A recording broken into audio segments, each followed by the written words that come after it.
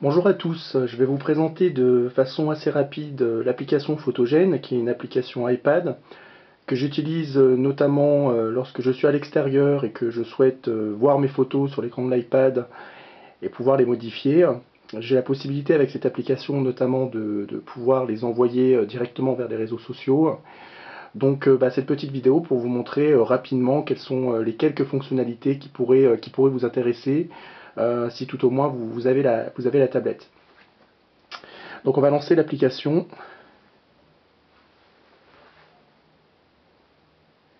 Voilà. Alors déjà, la première chose à faire pour aller chercher ces photos, bon, ça nécessite déjà d'importer ces photos de son appareil à l'iPad. Alors pour ça, il y a un adaptateur, ce type d'adaptateur, carte SD, qui permet directement de décharger votre appareil sur l'iPad. Donc les photos, même en format RAW, sont bien entendu reconnues. Une fois que vous avez fait votre importation, donc là vous pouvez voir les différents dossiers d'importation. Il suffit d'aller donc chercher la photo que vous avez déchargée sur votre tablette et de la charger directement dans l'application. On va tester celle-ci. Voilà, donc là pour que vous sachiez, hein, c'est des fichiers qui font 10 mégas. Donc bon, c'est quand même assez réactif même sur une tablette. Donc bon, déjà ce que vous pouvez faire pour commencer, vous avez la possibilité donc de rogner. Donc bon ça c'est des fonctions assez habituelles sur ce type de logiciel. Ça permet assez rapidement du coup de recadrer une image. Bon, on va pas recadrer celle-ci, mais bon on peut le faire assez rapidement. Vous avez la possibilité aussi de la tourner à gauche, à droite. Bon ça encore c'est assez classique. Vous avez la possibilité d'ajuster les couleurs, l'exposition. Donc là par exemple, je vais vous montrer. Voilà, là vous voyez, on a la possibilité d'ajuster tout ça. On peut arriver à avoir des effets sympas. Donc là, vraiment avoir une lumière assez intense pour pouvoir gommer d'éventuels contrastes, c'est possible.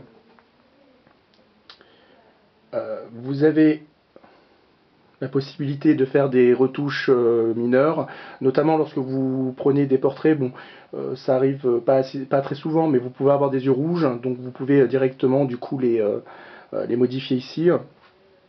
Une petite fonction assez sympathique, si vous souhaitez assez rapidement envoyer un clin d'œil à un ami sur une photo assez drôle que vous avez pu faire, c'est la possibilité en fait d'insérer des bulles et de pouvoir directement mettre votre texte. Donc ça c'est assez sympa, notamment si vous uploadez des photos sur Facebook, ça peut faire un petit effet assez sympathique.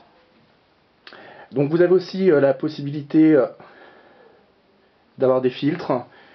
Alors vous pouvez avoir des différents filtres. Alors ça peut être des filtres de couleurs. Donc là par exemple on peut aller sur du bleach, vivide. On peut avoir des lumières un peu plus ternes, des lumières un peu plus chaudes. Donc c'est des filtres qui permettent du coup de changer un petit peu l'intensité de la photo assez rapidement.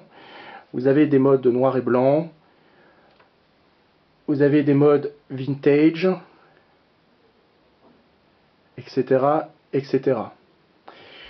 Donc bon, c'est un petit logiciel qui est sympathique, qui ne remplacera jamais vraiment des logiciels de votre ordinateur, type Lightroom ou même Photoshop.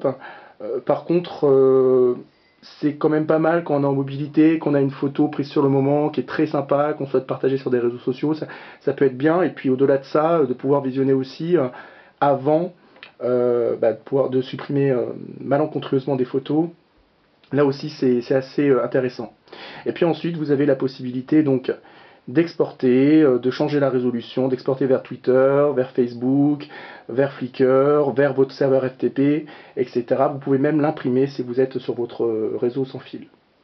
Bon voilà, alors ce petit aperçu, pas très poussé du logiciel, mais qui en tout cas, j'espère, pourra vous intéresser pour un logiciel qui coûte moins de 3 € et qui peut être à moins de 1,50 €. Voilà, à très bientôt.